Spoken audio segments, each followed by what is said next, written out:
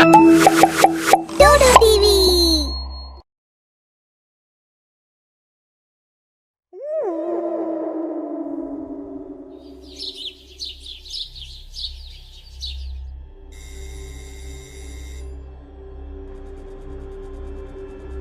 कौन है इतनी सुबह?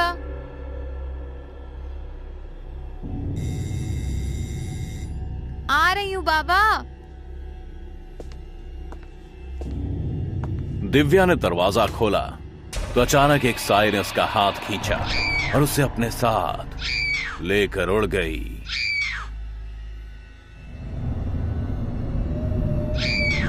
कौन हो तुम? मुझे छोड़ो। कहाँ लेकर जा रही हो?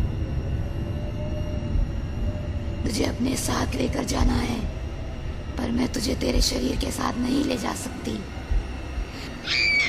वो साया उसे लेकर उड़े जा रहा था। दिव्या का चिल्लाते चिल्लाते गला सूख गया। वो साया उसे ऊंचे पहाड़ों में ले जाकर नीचे खाई में फेंक देता है। बचाओ, बचाओ!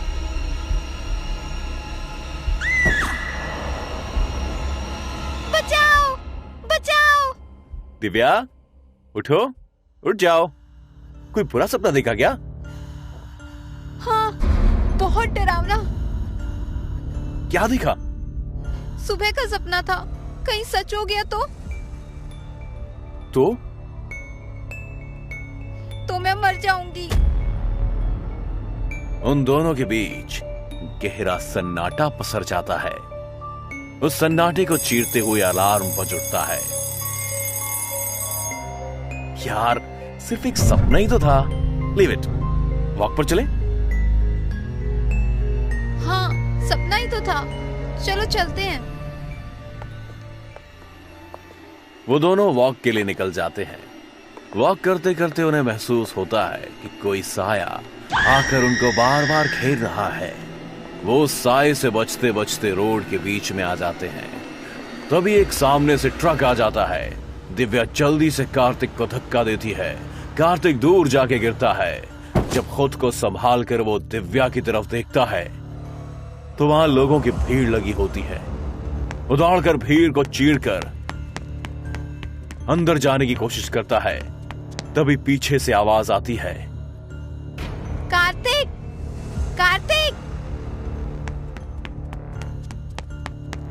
वो पलटकर दिव्या को देखता है और उसके पास जाकर उसे गले लगा लेता है। थैंक गॉड, तुम ठीक हो। मैं तो डर ही गया था। पता नहीं अचानक ट्रक कहां से आ गया। लगता है ड्राइवर पीकर चला रहा होगा। घर चलें? हाँ बेबी, चलो। तभी वो साया फिर से कार्तिक को दिखता है। मैं आ जाऊंगी, तुम जाओ। वो साया दिव्या के पास आता है और चला जाता है। तुम किससे बातें कर रही हो? किसी से नहीं, घर चलो। वो दोनों वहां से घर की ओर चल देते हैं। तभी उन्हें एक एम्बुलेंस दिखाई देती है जो एक्सीडेंट वाली जगह की ओर जा रही होती है। यार, एक्सीडेंट के टाइम में तो बस हम दोनों ही वहां थे और हम दोनों तो ठीक है। ट्रक वाला तो तुरंत भाग गया था। तो ये एम्बुलेंस वहां क्यों जा रही है? कार्तिक, मुझे जोर से भूख लगी है, घर चलें? अच्छा बाबा, चलो।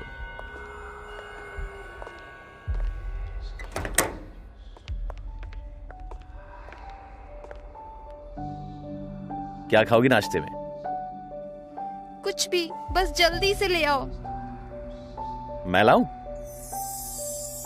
हाँ, क्यों नहीं ला सकते क्या? अरे बेबी, तुम बोलो और मैं ना लाऊं, ऐसा हो सकता है क्या? कार्तिक नाश्ता लाकर डाइनिंग टेबल पर लगाता है और दोनों खाने लगते हैं। तभी कार्तिक का मोबाइल बजता है। मोबाइल दूर रखा होता है तो कार्तिक वहां जाकर कॉल रिसीव करता है। हेलो, आप कार्तिक शुक्ला बोल रहे हैं, दिव्या जी के हस्बैंड? हाँ, आप कौन? मैं कुणाल हॉस्पिटल से बोल रही हूँ। आपकी वाइफ का एक्सीडेंट हो गया था। इस हॉस्पिटल के इमरजेंसी वार्ड में उन्हें लाया गया था। उनकी डेथ हो गई है। क्या बकवास ये? मेरी वाइफ मेरे साथ नाश्ता कर रही है, ऐसे प्रैंक्स मत किया करो, समझ गए?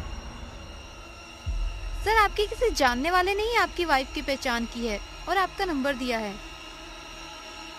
What bullshit! आप लोग हॉस्पिटल वाले भी ऐसा मजाक कर सकते हो क्या?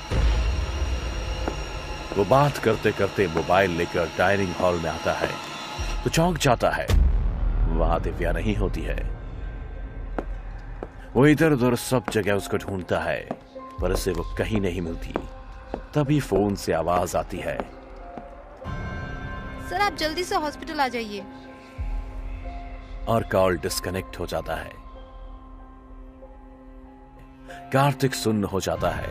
उसके हाथ से मोबाइल छूटकर गिर जाता है। वो वहीं जमीन पर असहाय बैठ जाता है। बेचैन होकर रोने लगता है। रोते रोते वो जमीन पर ही लेट जाता है। दिव्या, तुम कहाँ चली गई? अभी तो हम अच्छे से नाश्ता कर रहे थे ना। प्लीज वापस आ जाओ, मैं नहीं रह सकता तुम्हारे बगैर। तभी किसी की आहट होती है।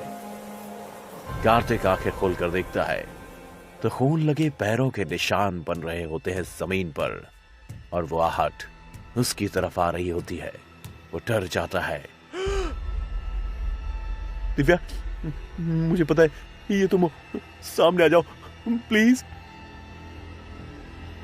लाइट्स ऑन ऑफ होने लगती है, पर्दे उड़ने लगते हैं और फिर उस डरावने माहौल में खून से लथपथ दिव्या और उसके साथ वो साया उसके सामने आ जाता है। वो बहुत डरावनी दिख रही होती है। जलती बुझती लाइट में वो और भी डरावनी दिखती है। दिव्या! कार्तिक, जल्दी चलो, वक्त नहीं है हमारे पास। बेबी, मुझे भी अपने साथ ले चलो। सुबह से तू मुझे घुमा रही है, अब चलेगी? मैं तो ट्रक एक्सीडेंट में ही मर गई थी। अब मुझे जाना होगा बाबू, अपना ख्याल रखना। वो साया आकर दिव्या का हाथ पकड़ लेती है और वो दोनों बंद दरवाजे को पार करके चले जाते हैं। कार्तिक वहीं निशब्द बैठ जाता है और फिर रोने लगता है। मन भावन, जैसा नाम वैसा गांव। जो लोग यहाँ एक बार आते वो बार बार यहाँ आने के बारे में सोचते और फिर सोचते भी क्यों ना। मन भावन गांव ही था इतना मन भावन। 1500 की आबादी वाले इस गांव में एक बहुत बड़ा और पुराना किला था।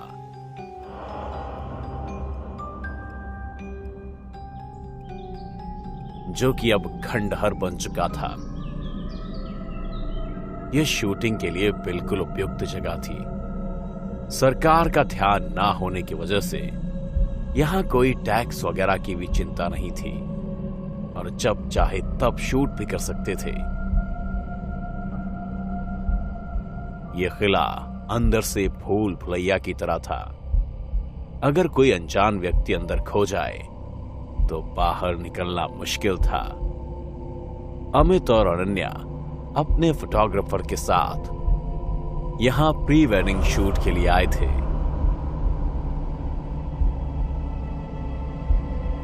अमित, तुमने इस जगह को ढूंढा कैसे? आपके लिए तो जन्नत भी ढूंढ ले, ये तो फिर भी किला है। किला या खंडर? देखो, हमारे शहर के सबसे नजदीक यही है। अब इसे किला समझो या खंडर समझो। सर, अच्छी जगह है, आप लोग टचअप कर लीजिए, तब तक मैं लोकेशन सेट करता हूँ।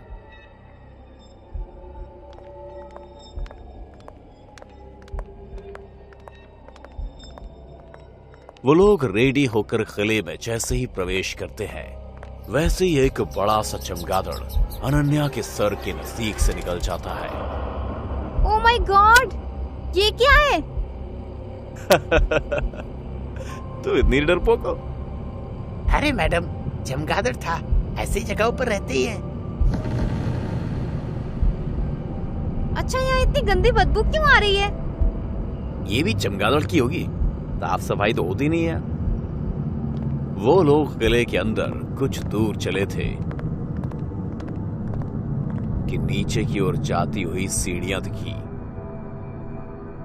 तो वो लोग नीचे और फिर और नीचे उतर गए। वो जगह बहुत सुंदर थी। अनन्या गोल गोल घूमकर खुश होते हुए बोली, अमित, ये जगह तो बहुत सुंदर है। हम यहाँ करते हैं शूट। ठीक है, पर मैंने सुना है जैसे जैसे और नीचे जाओगे वैसे वैसे और सुंदर लोकेशंस मिलेंगी। शुरू तो करते हैं पहले। वो लोग पोज देने लगते हैं और फोटोग्राफर शूट करना शुरू करता है। तभी एक औरत का साया अनन्या के पीछे आकर खड़ा हो जाता है। फोटोग्राफर चौंक जाता है। जैसे ही कैमरे की स्क्रीन पर देखता है तो अनन्या के पीछे कोई नहीं होता। वो फिर जैसे ही कैमरे के ऊपर देखता है तो फिर साया नजर आता है। वो डर जाता है।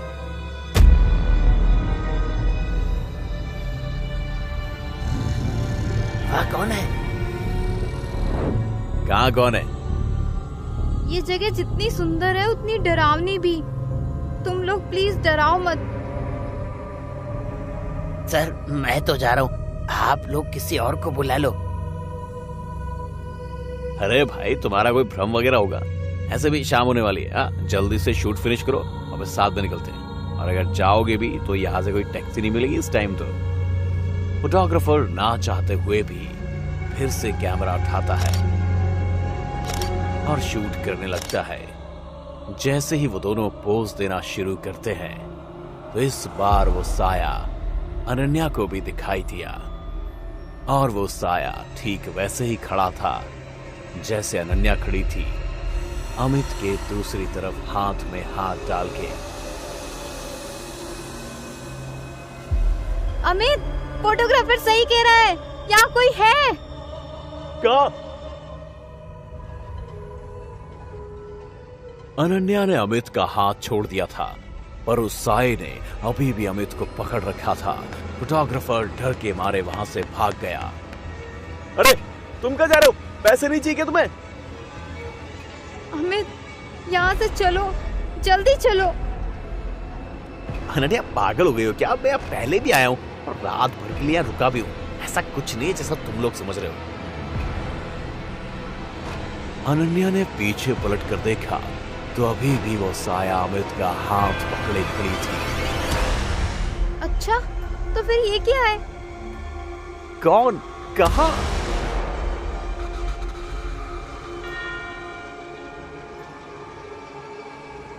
तभी वो जगह हिलने लगती है। कहीं कहीं से वो खंडर ढहने लगता है और वो साया अब अमित को भी दिखने लगता है। आसपास के कमरों से लोगों के चिल्लाने की आवाज आती है। भागो, ये खंडर ढहने वाला है। भागो, ये खंडर ढहने वाला है। भागो, ये खंडर ढहने वाला है। अनन्या अमित को खींचने की कोशिश करती है पर अमित अपनी जगह से हिल भी नहीं पाता। पूर्वा, तुम? कौन पूर्वा? अमित? हाँ, मैं। तुमने मुझे पहचान लिया? मुझे लगा अपने नए शिकार के सामने मुझे नहीं पहचानने की एक्टिंग करोगे। नई शिकार से मतलब क्या है तुम्हारा? हा हा हा हा हा। अमित, तुमने बताया नहीं इसे मेरे बारे में। तुम तो मर गई थी ना? मैं मर नहीं गई थी, मार दी गई थी।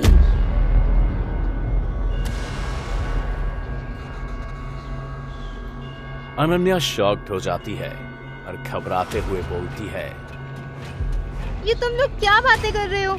अमित, तुम इसे कैसे जानते हो?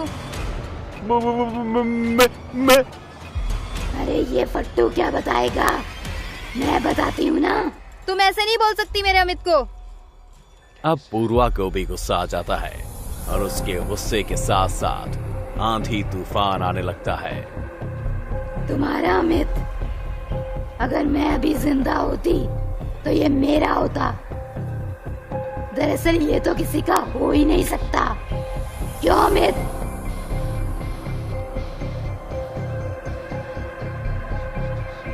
अब अमित बुरी तरह से डर चुका था। वो अनन्या का हाथ पकड़कर सीढ़ियों की तरफ भागा, पर खंडर के ढहने की वजह से जो पत्थर गिरे थे उसकी वजह से सारा रास्ता ब्लॉक हो चुका था। देखो, तुम जो कोई भी हो, अमित को माफ कर दो। तुम्हें जरूर कोई गलतफहमी हुई है। अमित ऐसा नहीं है। अमित कैसा है यही तो बताने आई हूँ। तुम मत घबराओ, मैं तुम्हें कुछ नहीं करूंगी। मैं तो तुम्हें इस दुष्ट के चंगुल से छुड़ाने आई हूँ और अपना बदला लेने। मुझे माफ कर दो पूर्वा, तुम्हारा दिल बहुत बड़ा है ना, प्लीज मुझे माफ कर दो। माफी? और तुम्हें? अनन्या, ये बहुत बड़ा जालसाज है। तुम्हें शादी का झांसा देगा, अपने प्यार में फंसा के, किसी से तुम्हारी कीमत वसूल के तुम्हें उसे बेच देगा, है ना अमित? कितने में सौदा किया इस बार? ये क्या बकवास है? Ananya, I am sorry. मैं पहले ऐसा करता था पर अब नहीं। जब से तुमसे मिला हूं तब से ये सब बंद कर दिया है। तुम जैसे इंसान को जिंदा रहने का कोई हक नहीं है अमित। कितने ही मासूमों की जिंदगी इसने बर्बाद की है। अगर यह जिंदा बचा तो ना जाने और कितनी लड़कियों का सौदा करेगा। पूर्वा ने गुस्से से छत को देखा और उस खंडर का एक टुकड़ा अमित पर गिरा और वो वहीं ढेर हो गया।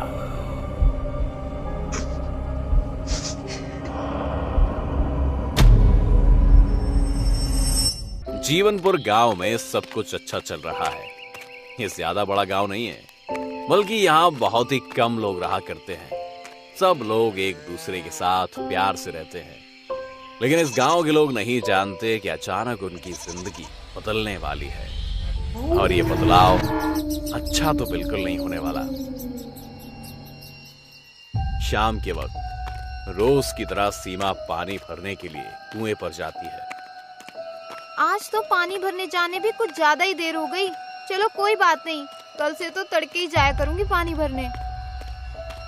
सीमा पानी भरने के लिए रस्सी में बंधा हुआ मटका कुएं में डालकर ऊपर खींचने लगती है। सीमा वहां कहीं नहीं है। कुएं के पास वो रस्सी जिसमें मटका बांधकर सीमा पानी खींच रही थी, उस मटके में खून भरा हुआ था। सीमा के काफी देर तक घर लौटकर ना आने पर उसका पति मनीष परेशान हो जाता है। सीमा अभी तक क्यों नहीं आई है? मैं कुएं पर जाकर देखता हूँ। वो कुएं पर पहुंचता है। सीमा, कहाँ हो तुम सीमा? ये मटका, ये तो सीमा लाई थी पानी भरने के लिए। यही है वो। सीमा वहां कहीं नहीं दिखती और मनीष उसे ढूंढकर थक हार कर अकेला ही घर वापस आ जाता है। अगले दिन गांव के प्रधान का बेटा हंसमुख पानी भरने कुएं पर पहुंचता है। कितना अच्छा भला मैं दोस्तों के साथ गांव में पीछे क्रिकेट खेलने जाता था, पर पापा ने यहाँ पानी भरने भेज दिया। चलो कोई नहीं, पानी भर कर फिर खेलने जाऊंगा। आज ब्लू है पानी पानी पानी पानी पानी पानी, और दिन भी सानी सानी सानी सानी। गुनगुनाते हुए हंसमुख पानी भरने कुएं पर पहुंचता है और अपनी रस्सी बंधी हुई बाल्टी कुएं में गिराता है। कुएं के पास हंसमुख की बाल्टी खून से भरी हुई रस्सी में बंधी रखी है और हंसमुख वहां कहीं नहीं है। यो छोरा अभी तक आयो क्यों ना? दोस्तन के साथ मटर गश्ती करबे में रुक गया होगा। कहूं अभी देख कर आटू, आज जे पिटेगा मुंह से बच कसके। प्रधान हंसमुख को ढूंढते हुए कुएं के पास पहुंचता है। वहां हंसमुख की जगह मिलती है तो खून से भरी बाल्टी। प्रधान के बेटे सीमा और गांव के और भी लोगों के साथ ऐसी ही घटना होती है। अब गांव में सब लोग धीरे धीरे डरने लगते हैं और गांव में दहशत फैल जाती है कि आखिर कुएं में पानी भरने जाने वाले लोग जा कहां रहे हैं। गांव के लोग भी कम होने लगते हैं। और मुझे तो ये लग रहा है कि वो हमारे गांव में लोगन को उठा के ले जा रहा है। पर ऐसा कौन करेगा और क्यों? एक्चुअली में पता करना चाहिए आखिर ये हो क्या रहा है और क्यों हो रहा है। ऐसा करते हैं हम तीनों आज शाम को कुएं के पास जाते हैं और छिप कर देखते हैं कि आखिर बात क्या एक्चुअली। वो तीनों कुएं के पास पहुंचते हैं और कोने में छिप जाते हैं। थोड़ी देर में गांव का ही एक आदमी कुएं पर आता है और वो पानी भरने के लिए मटके को कुएं में डालकर ऊपर खींचने लगता है। जैसे ही वो पानी खींचने की कोशिश करता है, वो रस्सी के साथ कुएं में अंदर घुस जाता है और मटका बाहर आ जाता है जिसमें खून भरा है। वे तीनों ये देखकर बहुत डर जाते हैं। यार अब तो कोई शक नहीं, ये काम किसी भूत या चुड़ैल का है। ये किसी इंसान का काम तो दूर दूर तक नहीं है, मैं बता रहा हूं। हाँ, अब हम लोगों को कुएं से दूर रहना होगा। अरे पर ऐसा हो कैसे सकते है? पानी तो कुएं से इस्तेमाल करने पड़ेगा। ये चुड़ैल को इलाज सिर्फ दिव्य दृष्टि वाले बाबा कर सकते हैं, जिन्हें चुड़ैल कहूं दिख जाते और वो बात पकड़ लेते। तो फिर हमें बिना देर किए बाबा के पास चलना चाहिए और अपने गांव को इस संकट से बचाना चाहिए। वो तीनों बाबा के पास पहुंचते हैं। कहो, क्या तकलीफ है? चुड़ैल का साया है या भूत करीब है? बाबा, हमारे गांव पर बहुत बड़ा संकट आ गया है। हमारे गांव में कुआं में वो भूत प्रेत या चुड़ैल है। ऐसा कहते हुए वो तीनों बाबा को पूरी बात बताते हैं। बाबा उनकी बात सुनकर कहते हैं, चिंता ना करो, सही जगह आए हो तुम लोग। चलो मेरे साथ उस कुएं पर, देखता हूँ ये कौन सी चुड़ैल है जिसने सबको परेशान किया हुआ है। बाबा उन तीनों के साथ कुएं पर पहुंचते हैं और कुएं में झांक कर देखते हैं। चुड़ैल है इस कुएं में, बहुत शक्तिशाली, कई साल पुरानी चुड़ैल जो कहीं से भगाई गई है और इसलिए यहाँ पर अपना ठिकाना बनाया है इसने। चुड़ैल बाहर निकल आती है। सही कहा रे बाबा तूने। बड़ी दूर रहती थी मैं यहाँ से, लेकिन तुझ जैसे एक बाबा ने भगा दिया मुझे वहाँ से। पर अब तू मुझे यहाँ से नहीं भगा पाएगा। अब ये कुआं ही मेरा ठिकाना है। तू भागेगी नहीं, पकड़ी जाएगी, मेरी कैद में आएगी। बाबा चुड़ैल को पकड़ने की कोशिश करते हैं और अपने मंत्रों से उस पर प्रहार करते हैं, लेकिन बाबा का कोई भी प्रहार चुड़ैल पर कोई असर नहीं करता है। कर ली कोशिश, अब ले मेरे वार से बच। ऐसा कहकर चुड़ैल बाबा पर अपने नाखूनों से वार करते हैं। बाबा एक तरफ गिर जाते हैं। मेरा मंत्र इस चुड़ैल पर काम क्यों नहीं कर रहा? कुछ तो बात है जो उसकी शक्ति कम नहीं कर रही। तभी बाबा का ध्यान कुएं के पास रखे उन घड़ों पर जाता है जिनमें खून भरा है। बाबा तेजी से उठते हैं और एक घड़ा तोड़ देते हैं। समझ गया, इसी से ताकतवर हो रही है तू, अब नहीं बचेगी। सब लोग जल्दी जल्दी खड़े फोड़ो। नहीं नहीं, मैं कहती हूँ चले जाओ यहाँ से, मैं सबको मार डालूंगी। ऐसा कहते कहते चुड़ैल जमीन पर गिर जाती है। अब तो कुछ नहीं कर सकती, इधर आ, इधर आ। ऐसा कहते हुए बाबा चुड़ैल को एक बोतल में बंद कर लेते हैं और वहां से ले जाने लगते हैं। अब तुम लोग खुशी से रहो, ये फिर कभी लौट कर नहीं आएगी। ले जा रहा हूं मैं इसे और अपने साथ हमेशा के लिए रखूंगा। सब लोग बाबा का धन्यवाद देते हैं और फिर बाबा वहां से चले जाते हैं और सब पहले की तरह खुशी से रहने लगते हैं। सच में अगर एकजुट होकर कोई भी काम करें तो काम सफल जरूर होता है।